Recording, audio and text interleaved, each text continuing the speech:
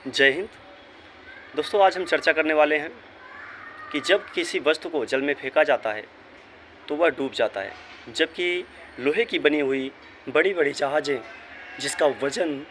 कई टन होता है वो जल के ऊपर आसानी से तैरता रहता है। ऐसा क्यों होता है? और दूसरा, यदि कोई व्यक्ति जो तैरना नहीं जानता है वह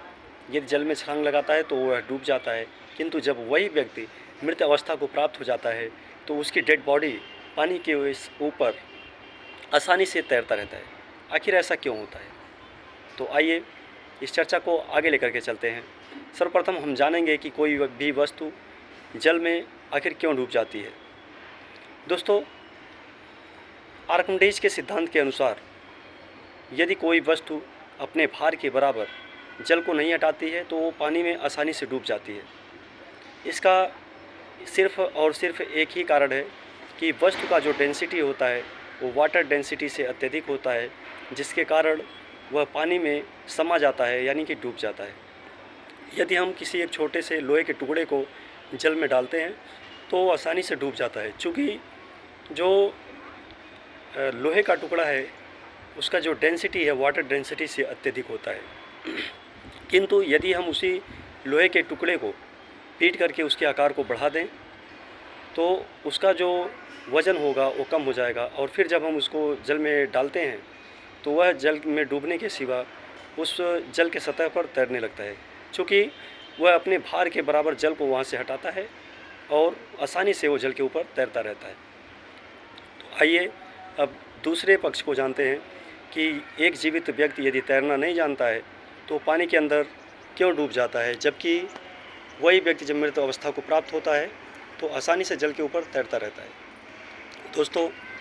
यदि कोई एक व्यक्ति जल में छलांग लगाता है और उसको तैरना नहीं आता है तो ठीक आर्किमिडीज के सिद्धांत का जो सिद्धांत के अनुसार जो बात कही गई है कि यदि कोई व्यक्ति या वस्तु अपने वजन यानी भार के बराबर जल को नहीं हटाता है तो पानी में डूब जाता है, तो ठीक इसी प्रकार से जब व्यक्ति छलांग लगाएगा वह अपने भार के बराबर पानी को वहाँ से नहीं हटाएगा तो सीधे जल में समा जाएगा, यानी कि डूब जाएगा, जिसके कारण जो जल होता है वो भारी मात्रा में उसके शरीर में चला जाता है और अत्यधिक पानी का जो भाग है उसके फेफड़े में चला जाता है, जिसकी वजह से उसकी मृत्यु हो जाती है। मित्रों, मृत्यु के बाद बॉडी डिकम्पोजिशन का प्रोसेस शुरू होता है, जिसके कारण शरीर में कई प्रकार की गैसें बनने लगती हैं, जैसे कि मीथेन, कार्बन डाइऑक्साइड, हाइड्रोजन इत्यादि गैसों का बनना तथा निष्कासन होना शुरू हो जाता है, जिसके कारण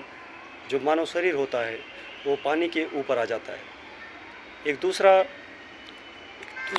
पक्ष भी है इसका कि जब मानव शरीर मृत अवस्था को प्राप्त हो जाती है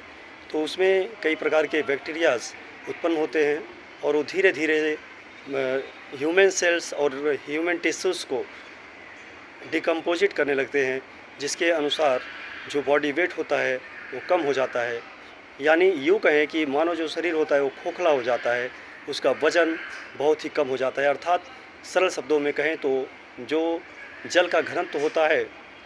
वो मानव बॉडी के घनत्व यानी जो ह्यूमन बॉडी का डेंसिटी है उससे अत्यधिक हो जाता है, जिसके कारण जो डेड बॉडी होती है वो जल के ऊपर सतह पर तैरने लगती है। बहुत बहुत धन्यवाद वीडियो में बने रहने के लिए। फिर मिलेंगे, तब तक के लिए जय हिंद।